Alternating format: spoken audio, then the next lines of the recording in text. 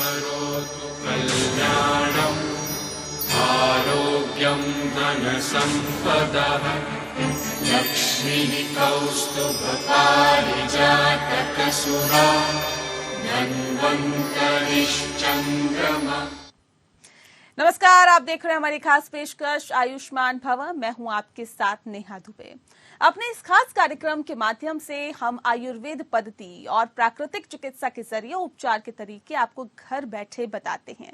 हमारी आज के विषय पर हम बात करेंगे और आज का विषय हमारा है मायोपिया या निकट दृष्टि दोष और इसके आयुर्वेदिक उपचार। जी हाँ, आज हम आपको आंखों से जुड़ी समस्या मायोपिया की आयुर्वेदिक उपचार के बारे में बताएंगे। गैजेट्स का लगातार बढ़ता चलन, घर और ऑफिस की चार दीवारी में सीमित जीवन और जंक फूड का बढ़ता हुआ चलन हमारे शारीरिक और मानसिक स्वास्थ्य को ही नहीं, हमारी आंखों की सेहत को भी प्रभावित कर रहा है। विश्व स्वास्थ्य संगठन के अनुसार पूरे विश्व में मायोपिया के मामले तेजी के साथ बढ़ते जा रहे हैं। आज विश्व भर में 1,40,40,00,000 लोगों को निकट दृष्टि दोष है। 2050 तक यह आंकड़ा बढ़कर 5 अरब हो जाएगा। इनमें से लगभग 10% लोगों का मायोपिया इतना ज्यादा गंभीर होगा कि उनके लिए दृष्टिहीनता का खतरा अत्यधिक बढ़ जाएगा। निकट दृष्टि दोष को चिकित्सीय भाषा में मायोपिया कहते हैं। दरअसल इसमें दूर की चीजों को स्पष्ट रूप से देखने में परेशानियां आती है और मायोपिया आंख की पुतली का आकार बढ़ने से प्रतिबिंब रेटिना पर बनने के बजाय थोड़ा आगे होता है और इसमें दूर की नहीं बल्कि पास की चीजों को देखने में काफी ज्यादा दिक्कत आती है। ऐसा होने से दूर की वस्तुएं धुंधली और अस्पष्ट भी दिखाई देती हैं, लेकिन पास में वस्तुएं देखने में कोई परेशानी नहीं होती है। और साथ ही आपको बता दें कि एक अनुमान के अनुसार भारत की 20 से 30% जनसंख्या मायोपिया से पीड़ित है। मायोपिया धीरे धीरे या फिर तेजी के साथ विकसित हो सकता है। बच्चों में ये समस्या बहुत तेजी के साथ बढ़ती जा रही है। भारत में 5 से 15 आयु वर्ष के जो लोग हैं वो 17% बच्चे ऐसे हैं जिसमें निकट दृष्टि दोष ज्यादा है। आंखें अनमोल हैं, इनसे संबंधित समस्याओं की अनदेखी न करें। अगर आपको या आपके परिवार के किसी भी सदस्य को मायोपिया है तो डॉक्टर्स को दिखाने में बिल्कुल भी देरी ना करें। मायोपिया या निकट दोष जो होता है, निकट दृष्टि दोष के आयुर्वेदिक उपचार के बारे में ज्यादा जानकारी हम आपको देंगे और विस्तार से बताएंगे कि आखिर आप इस दोष को कैसे दूर कर सकते हैं और ये दोष आप तक नहीं पहुंचे इसके लिए आपको क्या कुछ करना है।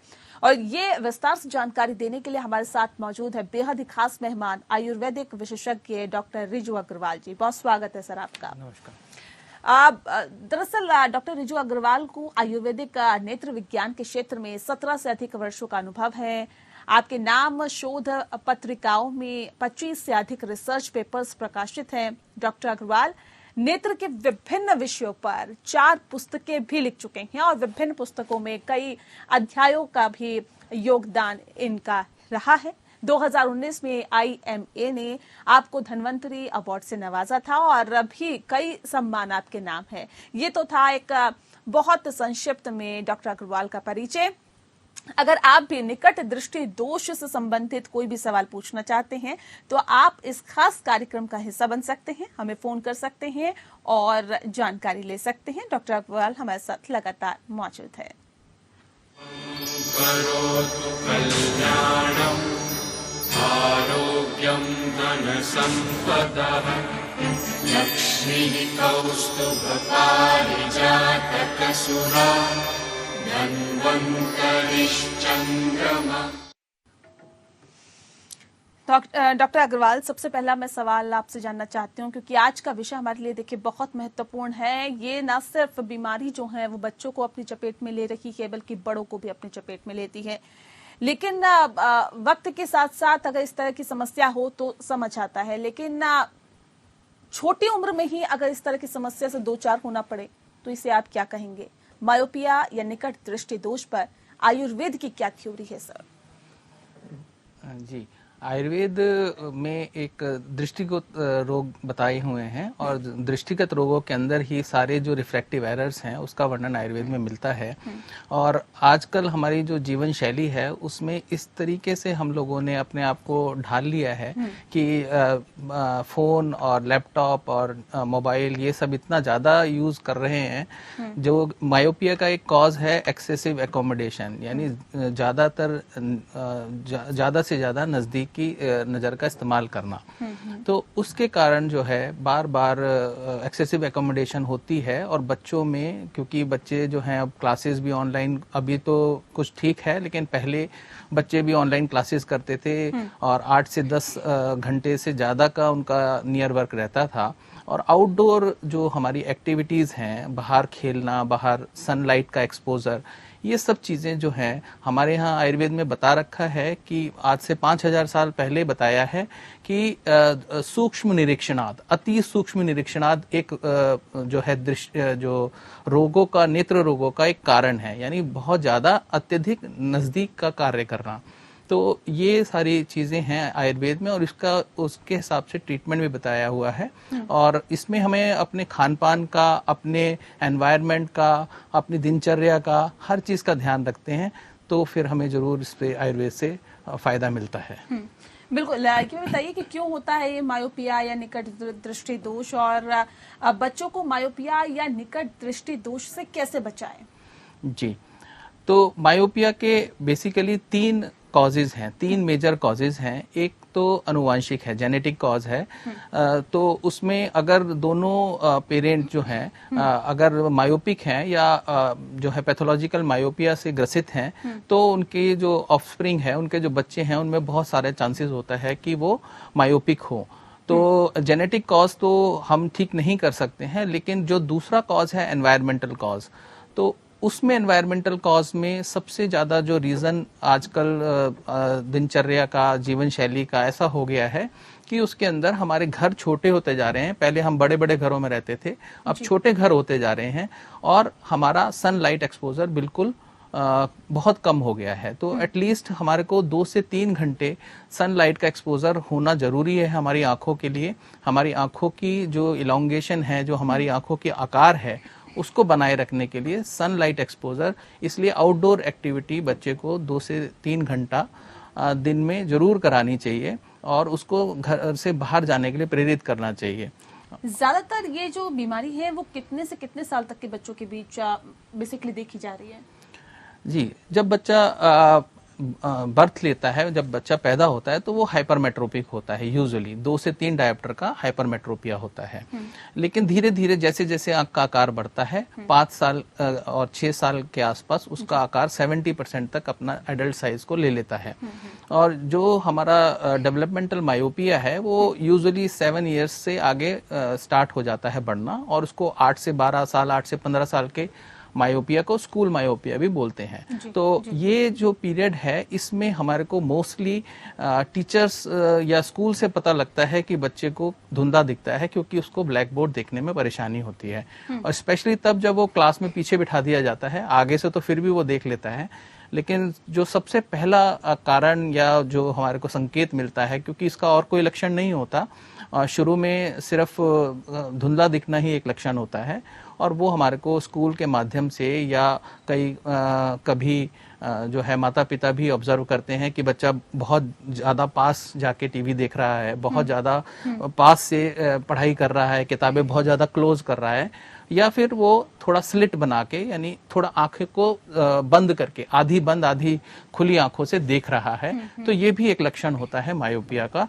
और इसमें सबसे ज़्यादा ज़रूरी है कि हम जितना जल्दी से जल्दी मायोपिया का डायग्नोस बनाएंगे, या मायोपिया हमें पता लगेगा कि बच्चे को मायोपिया है, और उसका इलाज उतनी ही अच्छे से हम कर पाएंगे। और जितना डिले करेंगे, धीरे धीरे हम थोड़ा आगे बढ़ता रहेगा और वो चीज़ें हमारे कंट्रोल से बाहर हो सकती हैं। शुरुआती तौर पे आपने कहा कि देखिए धुंधला दिखना ही एकमात्र लक्षण इसका होता है। क्या करें अगर धुंधला दिख रहा है? तो शुरुआती तौर पे इसको जड़ से कैसे खत्म किया जाए? अगर धुंधला दिख रहा है तो सबसे जरूरी है कि किसी भी आयुर्वेदिक आंखों के डॉक्टर के पास जाएं और उसकी जांच कराएं कि उसको कौन सी बीमारी है, मायोपिया है, हाइपरमेट्रोपिया है, जो भी कोई रिफ्रैक्टिव एरर उसको है तो नहीं। अगर उसको ऐसा कुछ मिलता है, उसकी आंखों की जांच जरूरी है, विजुअल एक्यूटी की असेसमेंट उसकी जरूरी है। और जैसे ही विजुअल एक्यूटी के असेसमेंट से पता चलता है कि मायोपिया है तो आयुर्वेदिक पद्धति से इलाज उसका स्टार्ट करते हैं। तो आयुर्वेदिक जो इलाज है उसके 3 पदान है, 3 तरीके से हम इलाज करते हैं। एक तो जो हमारा स्पेशलाइज्ड कुछ विशिष्ट नेत्र थेरेपीज हैं, आंखों में देने वाली थेरेपीज हैं, जिसमें सबसे ज्यादा जरूरी जो है वो नेत्र बस्ती या नेत्र तर्पण जिसको बोलते हैं। तो इसके अंदर ये स्पेशलाइज्ड तरीका है और मायोपिया पे इसका हमने बहुत अच्छा रिजल्ट देखा है। और इसमें ये शुरुआती तौर पे ये, जैसे अगर आप बच्चे को धुंधला दिख रहा है उसी दौरान अगर इस तरह की चीजें हम कर लेते हैं या इस थेरेपी ले लेते हैं तो कुछ बेनिफिट्स उसके होंगे। जी, उसमें मैंने जैसे बताया कि हम 3 तरीके से ट्रीटमेंट को डिवाइड करते हैं। एक थेरेपी पोर्शन, दूसरा उसकी जो एनवायरमेंटल फैक्टर जो हम ऑलरेडी डिस्कस कर चुके हैं उनको ठीक करते हैं, बच्चे को मोटिवेट करते हैं कि वो बाहर जाए। और कुछ योगिक एक्सरसाइजेज हैं, योगा हम उसको प्रिस्क्राइब करते हैं। कुछ आई की एक्सरसाइजेज हैं जो हम उसको प्रिस्क्राइब करते हैं, जिससे धीरे धीरे जो एक्सेसिव एकोमोडेशन के कारण जो मायोपिया डेवलप हुआ है, जो ऑकुलर मसल्स हैं, जो नेत्र की मांसपेशियां हैं, वो धीरे धीरे उससे रिलैक्स होती हैं और जो एक प्रोग्रेशन या एक साइन मिलता है आंख को बढ़ने का, वो साइन कहीं ना कहीं धीरे धीरे कम होता है। और दूसरा उसकी डाइट पे भी ध्यान देना बहुत जरूरी है, क्योंकि डाइट जो है आजकल सब बहुत ज्यादा खराब हो चुकी है। आजकल हम जो है पिज्जा और कोल्ड ड्रिंक और फास्ट फूड, जंक फूड पे बहुत ज्यादा ध्यान है और वो हमारे आयुर्वेद शास्त्रों में पूर्णतः वर्जित बताया गया है। तो कभी भी किसी रोगी को या किसी बच्चे को अगर ऐसी बीमारी हो, मायोपिया हो, तो उसके खान पान का, उसके एनवायरमेंटल फैक्टर्स का सबका ध्यान रखना बहुत जरूरी है। बिल्कुल, तो ये ध्यान रखना बहुत जरूरी है कि आपकी दिनचर्या कैसी है, आप क्या खा रहे हैं, क्या पी रहे हैं, ये बहुत ज्यादा महत्वपूर्ण है। और साथ ही साथ अगर आपको भी इस तरह की समस्या है या फिर आपके बच्चा इस तरह की समस्या से जूझ रहा है तो तुरंत आपको डॉक्टर को दिखाना जरूरी है। डॉक्टर अग्रवाल, आपसे मैं समझना चाह रही थी, दरअसल ये आयुर्वेद में इसके लिए क्या क्रियाएं हैं और क्या दवाइयां हैं, ये भी हमारे दर्शकों को बताइए, जिससे कि मायोपिया या निकट दृष्टि दोष का उपचार होता है। जी, आयुर्वेद में जैसे मैंने बताया नेत्र बस्ती या नेत्र तर्पण है, और अभी 2000 के आसपास एक थेरेपी डेवलप हुई थी जिसको हम ऑर्थो के नाम से जानते हैं। तो ऑर्थो के में एक आर्टिफिशियल लेंस रात भर लगाते थे और उससे आई पे प्रेशर पड़ता था और कॉर्निया का जो है कर्वेचर कम होता था। यही जो टेक्निक है ये हमारी तर्पण में या नेत्र बस्ती में देखने को मिलती है, क्योंकि हम नेत्र बस्ती में करीब 30-40 ml मेडिकेटेड घृत आंख में भरते हैं, जो कि प्रेशर के कारण धीरे धीरे मरीज की या रोगी की कॉर्निया जो है उसकी फ्लैटनिंग होती है, जिससे धीरे धीरे मायोपिया रिकवर होता है। और हमारे आचार्यों को मैं इतना, उन लोगों ने इतना पहले से इतनी साइंटिफिक मेथड को दिया है, ये आयुर्वेद का एक विशिष्ट योगदान है। इसी के साथ हम कुछ थेरेपीज जैसे कि नस्य है, जिसमें हम नासा के अंदर, नाक के अंदर मेडिकेटेड ऑयल डालते हैं, उससे भी जो है सारे जो भी रिफ्रैक्टिव एरर्स हैं, स्पेशली मायोपिया है, उसमें आराम मिलता है। फिर शिरोधारा है, नेत्र धारा है, इन सब चीज़ों से धीरे धीरे पेशेंट को रिलीफ मिलता है और लगभग 1 से 1.5 नंबर तक मायोपिया में हमने अपनी क्लिनिकल प्रैक्टिस में देखा है कम होते हुए। और इसके साथ ही एक प्रक्रिया है, बहुत ही सिंपल है, आपको रात को सोते समय फुट मसाज करनी है विद मेडिकेटेड ऑयल्स एंड घी। या तो महात्रिफला घृत ले सकते हैं या फिर आप जो है कोकोनट ऑयल, तिल तेल या भृंगराज तेल, किसी से भी जो फुट मसाज है रात को करके सोएं। इससे सभी नेत्र विकारों का बहुत जल्दी इसमें लाभ मिलता है। हमारी प्रक्रियाएं तो हैं ही, और कुछ जो मेडिसिन है जैसे कि त्रिफला इसमें बहुत अच्छा काम करता है, आंवला जो है वो बहुत अच्छा काम करता है, और त्रिफला इसमें बहुत सारे फॉर्म में हम ले सकते हैं। इसको हम चूर्ण के रूप में ले सकते हैं, इसको हम डिकॉक्शन के क्वाथ के रूप में ले सकते हैं, और इसी का एक घी आता है, इसको महात्रिफला घृत कहते हैं। इसको हम इंटरनल यूज भी कर सकते हैं, और इसी के साथ मधुयष्टि चूर्ण है, शतावरी चूर्ण है, अश्वगंधा है, ये सब चीज़ें जो हैं नेत्र पे एक बहुत अच्छा एक पॉजिटिव इफेक्ट डालती हैं, और धीरे धीरे जो है पेशेंट की जो ऑक्यूलर टिश्यू का नरिशमेंट मिलता है, और धीरे धीरे मायोपिया में इससे लाभ होता है। बिल्कुल, तो ये बहुत छोटे छोटे से उपाय हैं जो आप कर सकते हैं। ऐसे छोटी छोटी सी चीजें हैं जो आप अपने जीवन में अपना सकते हैं और आप इस दोष को अपने आप से दूर कर सकते हैं। डॉक्टर अग्रवाल, लाइफस्टाइल के क्या दोष होते हैं और जैसे कि मायोपिया या निकट दृष्टि दोष होता है?